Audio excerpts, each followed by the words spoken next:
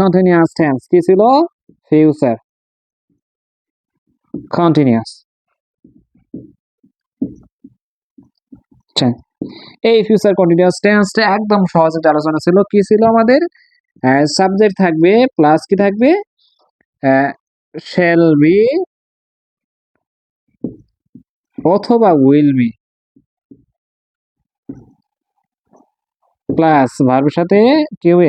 ING হবে, plus কি হবে? বাকি অবজেক্ট হবে। আমরা জানি তো একদম সোজা, দেখো যে ফিউচার কন্টিনিউয়াস টেন্স আমরা কিভাবে চিনবো? যে অতীত ভবিষ্যৎ চলমানতা বোঝাবে এরকম অনেক কাজ থাকতে পারে, শত শত বাক্য আমাদের ব্যবহার করতে হয় যে কোনো রাইটিং অক্ষর দেখতে গেলে বা কোনো কিছু দেখতে গেলে আমাদের, তাহলে কি আমাদের সাবজেক্ট ব্যবহার করব শ্যাল বি অথবা উইল বি ব্যবহার করব, ভার্বের সাথে আইএনজি দেবো, আর অবজেক্ট আমরা ব্যবহার ইতিমধ্যে শিখে নতুন করে আলোচনা করা দরকার। তার যদি কোনো বিষয়ে কনফিউশন থাকে আমার অবশ্যই জানাবা।